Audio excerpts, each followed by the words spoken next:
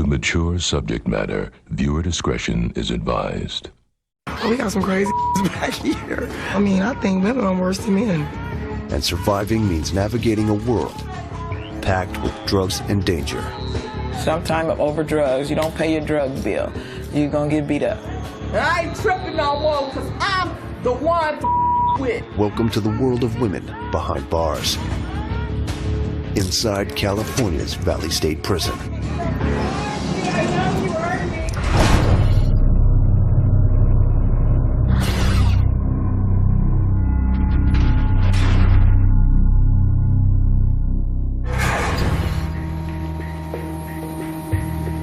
This is where California keeps its dangerous female inmates.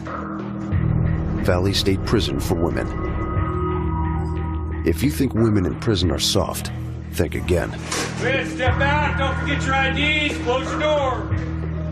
Inside, 3,900 of the most ruthless women in the state system. They're thieves, drug traffickers, carjackers, and killers. All under one roof.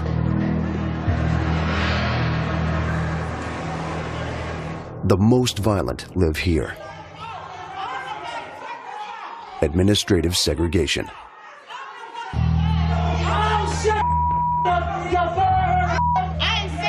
that. I said Tiffany. No, Nadine said Stacy. No, I didn't. No, she didn't. Who the said Stacy? These women threaten prison security. They attack other inmates and assault staff. If people on the outside knew how truly violent these women are, I think they'd be taken back by it.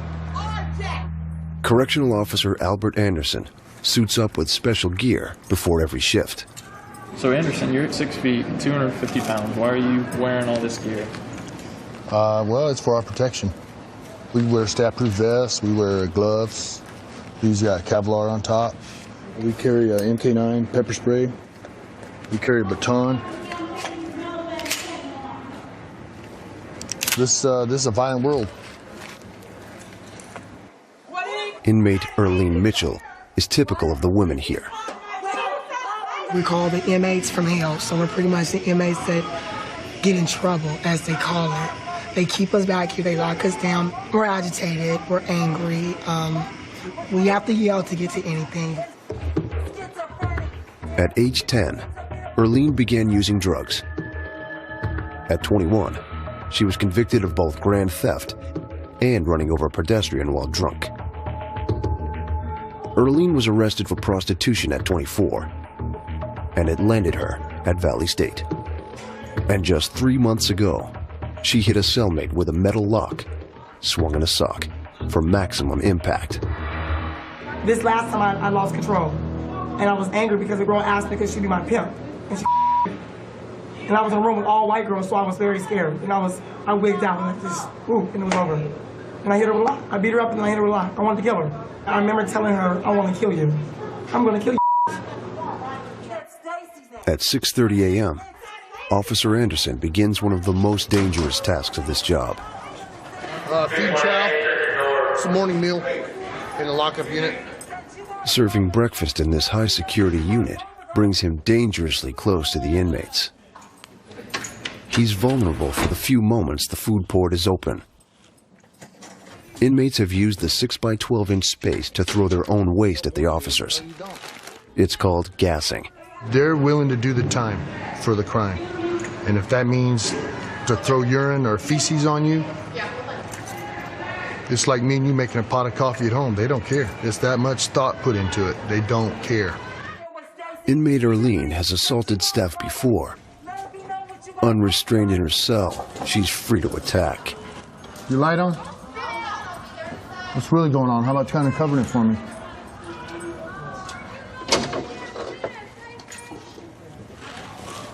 Only time I can get a chance to assault one is if when they open the port, I can just, you know what I mean? I have some staff.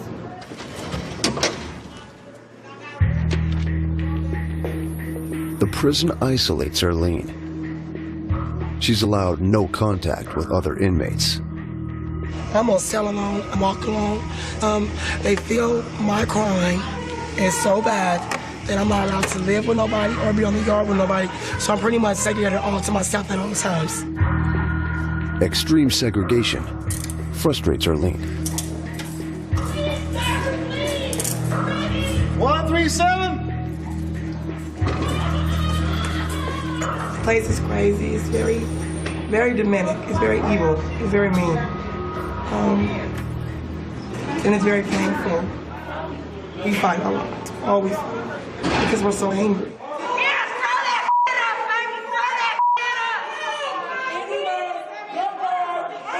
For many female inmates, violence is linked to drugs. Most of us are drug addicts on the streets, so everything that goes on in our life, we harbor with drugs. When we come in here, we have to face reality. Okay, and everything that you went through, everything you're going through, we're going to see it right here at Valley State Prison. And it's the worst prison to want to see yourself at. At Valley State Prison for Women, the narcotics trade often erupts in violence. Many drug transactions happen here, on the yard.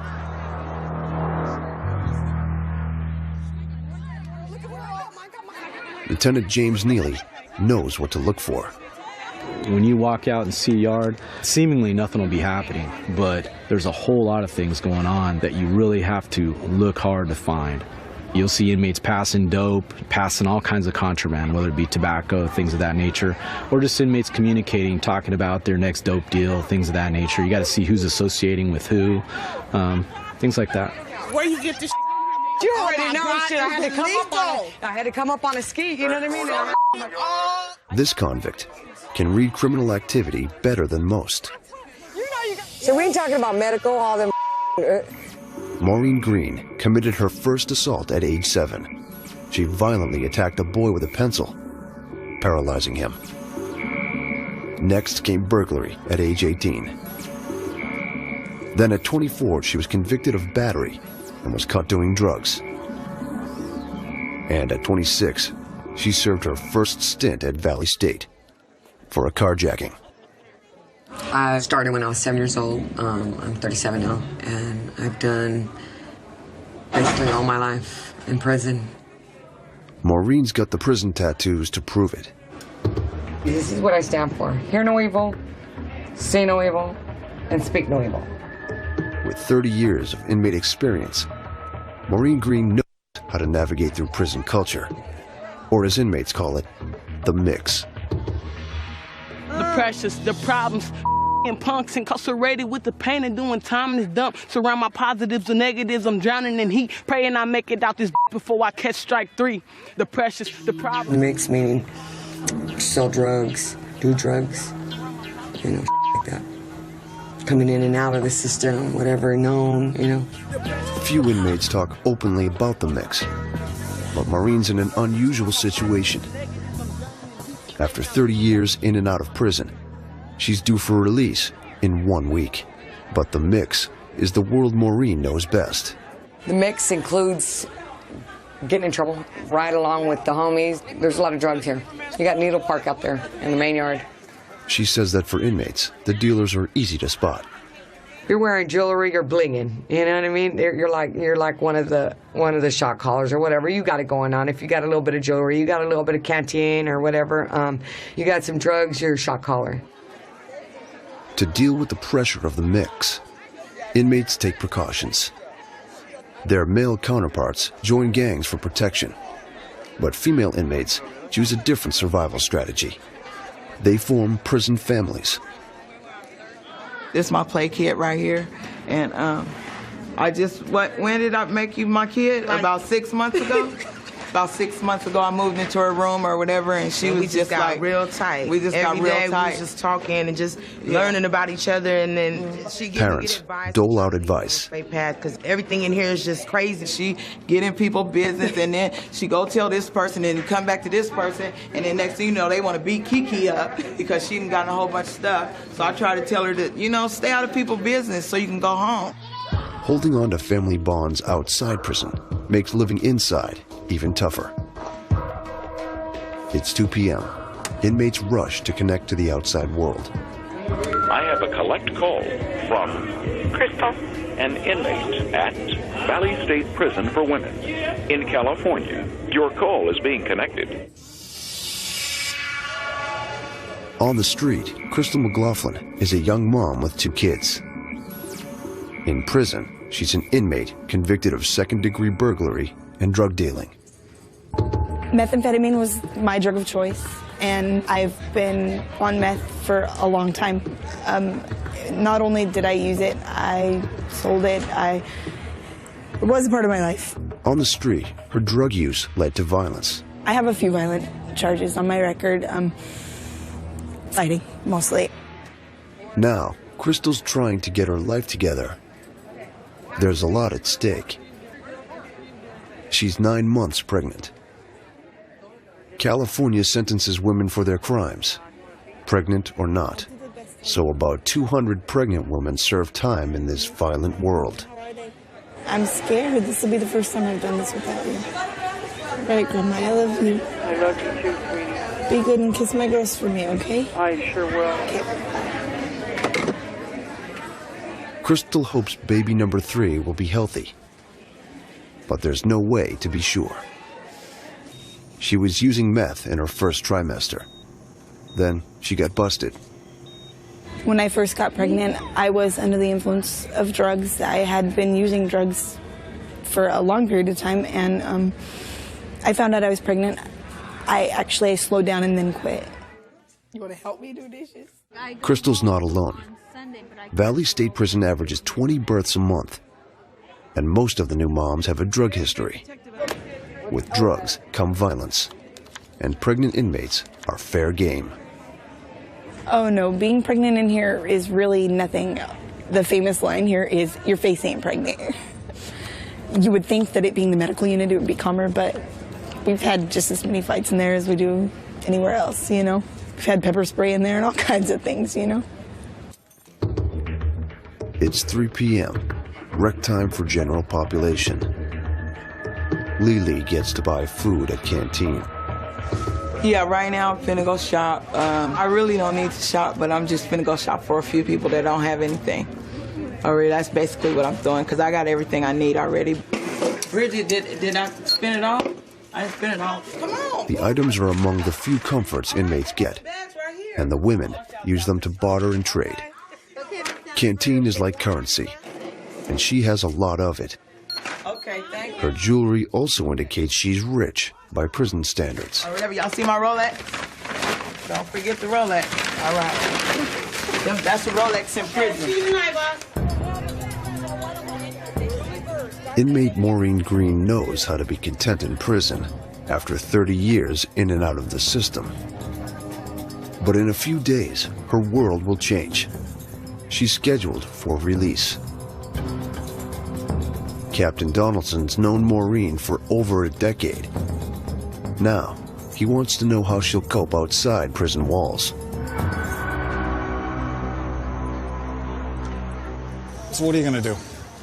Hopefully I go back out there and do tattoos. I want to start tattoo business, and then after that do hair braiding. What about the criminal activity element? I don't plan on doing none of that.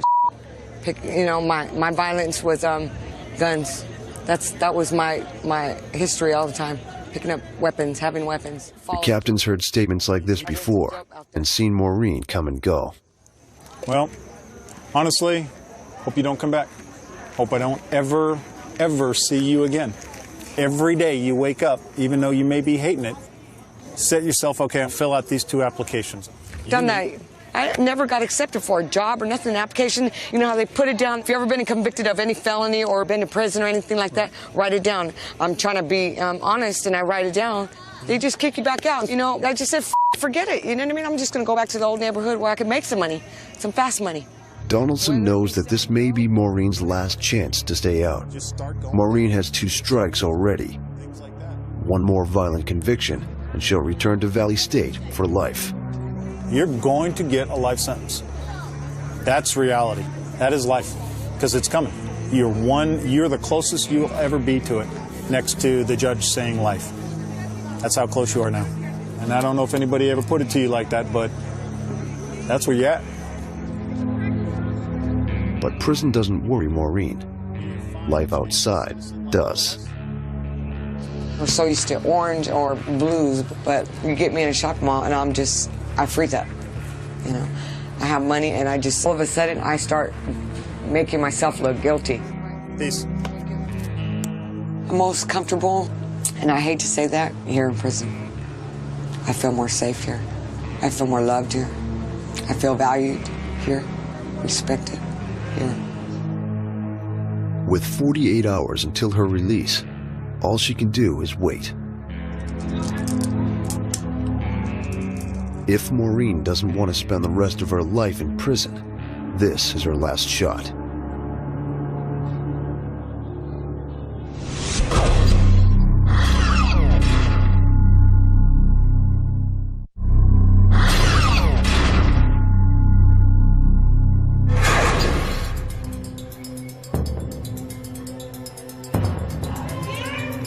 After months of isolation and administrative segregation, inmate Earlene Mitchell no longer lives alone.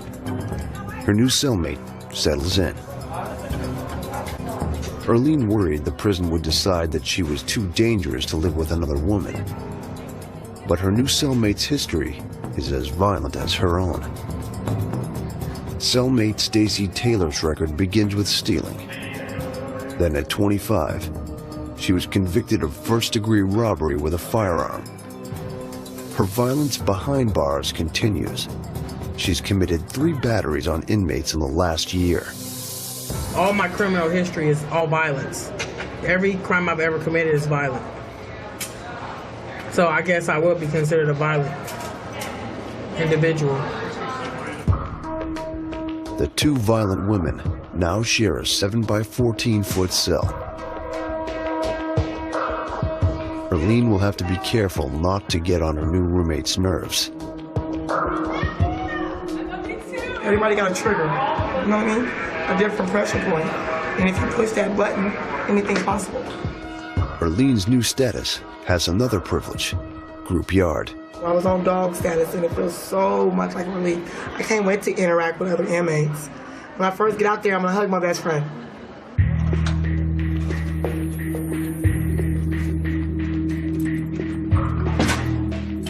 Before heading to yard, an officer strip searches Earlene for contraband. Inmates hide weapons inside their bodies to use in fights in the yard. They're not. They're naked. Feet, one side. Okay. Today, Earlene is clean.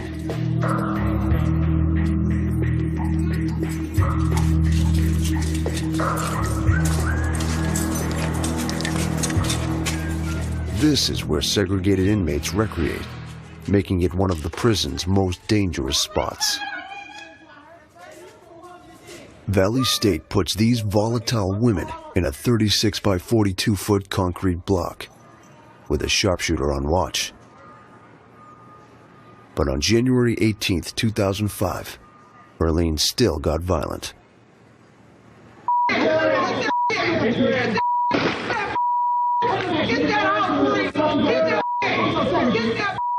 The prison responds with a clear plan of action. To break up the combat, staff launched tear gas grenades.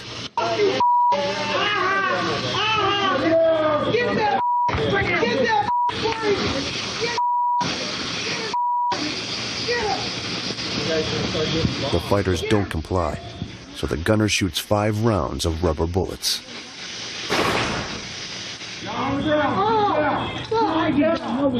Get down. Stop your down.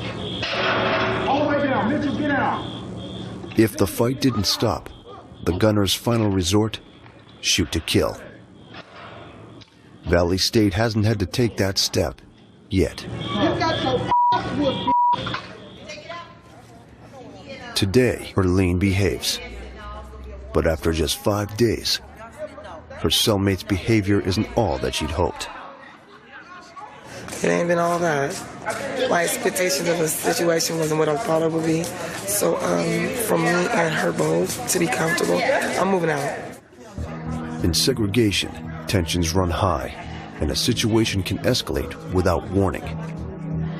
For now, Earlene's going to have to figure out how to keep the peace with a woman as violent as she is.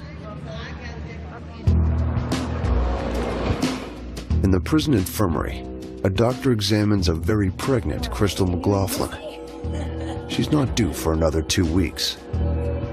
Now not only am I hurting, but he's moving, or she's moving, whatever, it's moving, and it's not feeling too good either. See, when you go way over on this side, there's just not much fluid. You've had this happen to you before. Low amniotic fluid can stress the fetus, and given Crystal's drug use during her pregnancy, the child is already considered a high-risk birth. We'll see. I think you may see about inducing you, okay? Okay. The prison infirmary is not equipped for labor and delivery, so the doctor arranges for Crystal to be induced at the community hospital. Hi, I have a multi-episode third baby. She's due 9/20. She's 38 weeks. Having a baby makes me nervous, and especially being in prison, the whole process is kind of scary. In less than 2 hours, this convicted felon will be a new mom.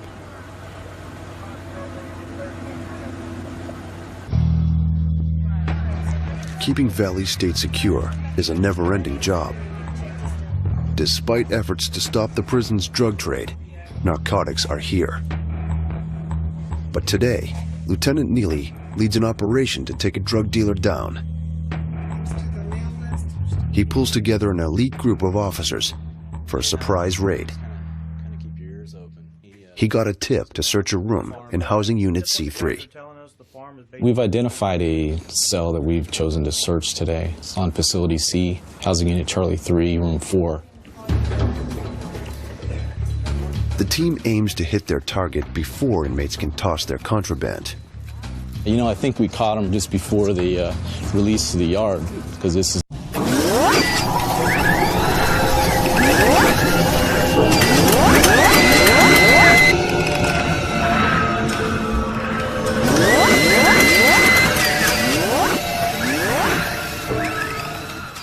not a full facility yard.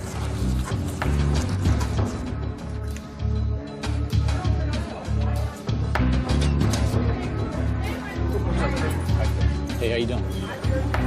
The women take notice of Lieutenant Neely and get suspicious. That's ISU. Them the troops. Them the ones that come gaffle people up like the Ninja Turtles.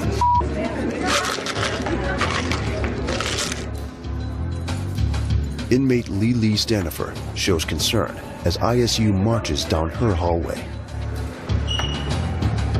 Then, the officers turn left to another inmate's room. This time, Lee is in the clear. Let's go ahead and walk out, ladies. Walk out. Walk out.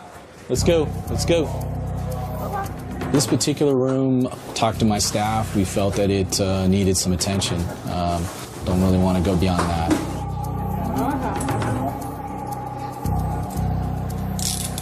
It's their job to hide the narcotics, to hide all the intel that we're looking for. It's our job to find it.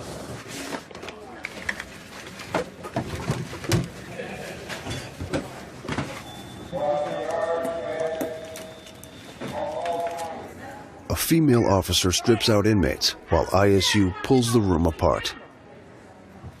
Drugs and weapons could be anywhere. Inside sink pipes. They tend to stash drugs down in there. They take off the bottom piping down here, tie them up with strings, to hold it in place. This way, when they turn the water on, it's a fully functioning sink. At the bottom of food containers. And they'll hide it down in here. Or in a stack of CDs. In this one, an officer finds a weapon. This is a razor blade that's been taken out of the casing. Here, they use them sometimes to chop up their drugs or as weapons. A search of clothing yields more contraband. Here we have some tobacco. California outlawed tobacco in prisons. She has a whole Scarcity drives up prices. brand new pack. Break these down. You got 20 in there, make them smaller using their own rolling papers. Another 40 on top of that. So $10 times 40. Break it down, math-wise, you're looking at $400 maybe. So far, no drugs. But other items indicate that the suspect might be involved in the trade. Inmates pay drug debts with food from canteen or clothes. So a locker stuffed with these items can indicate a dealer. And multiple containers of petroleum jelly increase their suspicion. Actually, they were used as a lubricant when they would hide drugs or contraband and they wrecked them. The pile of contraband is substantial. On the street, it's not worth anything, but here, it's worth $500. It's a good day's work for ISU, but it's not over yet.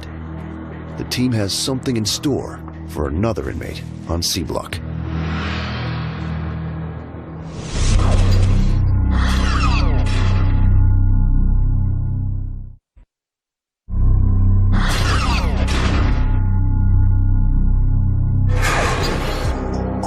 Inmate Lily Stanifer just dodged one bullet. Officers raided someone else's cell instead of hers. Oh, I was relieved. I was like, oh my God, I'm so glad they're not coming for me. Yeah. But she's been a target before. Staff hit her cell last month and found a spoon that could have been used to cook drugs. Test results are back, and ISU's narcotic ID kit reveals the spoon is positive for heroin. The lieutenant confronts Lily in a disciplinary hearing. Ms. Stanifer, yeah. How do you plead to the charges? I plead not guilty. You plead not guilty? Yeah. A seasoned inmate like Lily has her defense prepared. First of all, I just moved in that room. Policy and procedure is right here on this piece of paper is the officer is supposed to go in the room and search the cell and make sure the locker is secure and the cell is secure for another inmate to move into the room. Am I right? You're right. That did not happen. She also left her locker open, turning it into what she believes is a common area. For me or whatever, and when they found it in there, my locker was open. Why do you keep your locker open then? Huh? Why do you keep your locker open? I keep it open all the time. Okay, you're responsible for what's in that locker. And if you choose to keep that locker open, you're being held responsible for that. I'm taking 30 days loss of day room and telephone, and it's a 90 days forfeiture of credit as of Division D. Okay? Any other questions?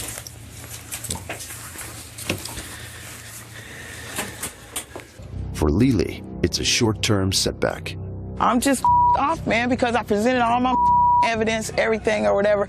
He find me guilty, and The lieutenant hands down the most severe punishment he can for a lifer. He strips Lily of the few comforts she has left. She won't be allowed to go to the yard or other inmate common areas for an entire month. It's a temporary victory in the prison's war on drugs.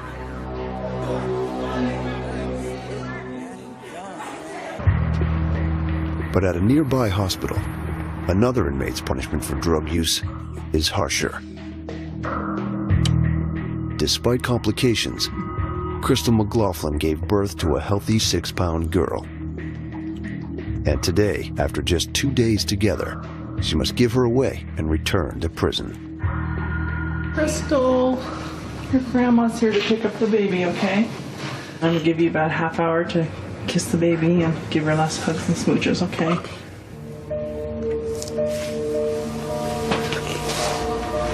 A lot of things are going through my head right now. I just wish I didn't have to do this.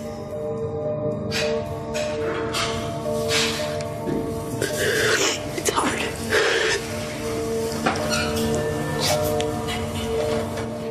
Crystal prepares to say her final goodbye. You're gonna sign saying that I'm giving your grandma the right baby. It's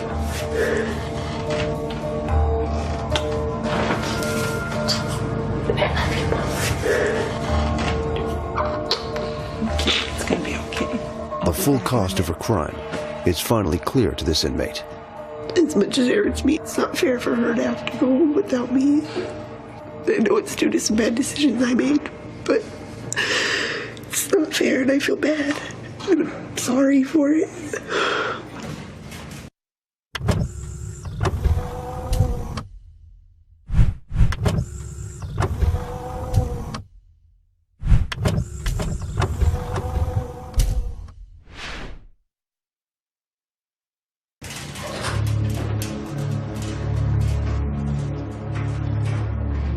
I tend to be a bleeding heart, and I feel for them because I'm by nature a nurturer, and I want to hug them and say it'll be okay, but you can't, because we don't really know all the things that these girls have done, and unfortunately most of it's drug related, and people do bad things when they're on drugs.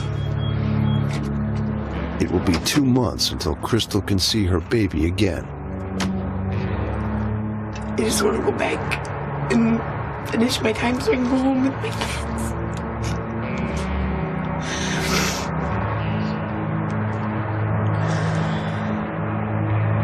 It's been hard. If Crystal makes up her mind to get out of prison and to stay clean, it won't be easy. But staying clean in prison can be just as hard. Today, inmate Earlene Mitchell wrestles with her substance abuse problem. I like to drink. I like to do drugs. Officers transfer Earlene to a new cell. She claims her roommate instigated a brawl. Y'all seen them scratches on my face? She's trying to fight me. She's crazy. She's weighing 300 pounds. I'm only weighing 140 pounds, and she wanted to fight me. Are you all right, baby? They can take nothing from me.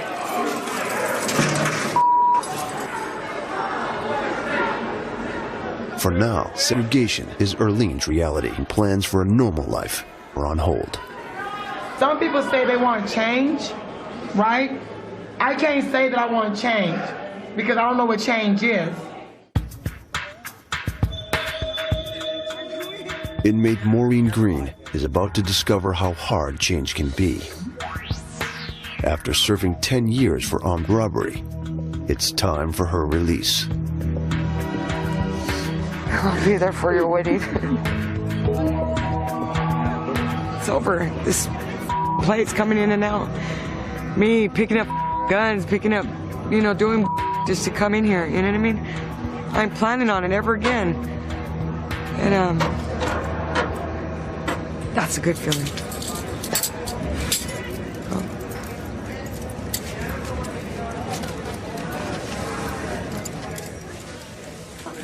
Here, give me your numbers. W53938. Okay, just hold on with that because I have to go through all that stuff. Okay. You can stand right here for your money. Okay.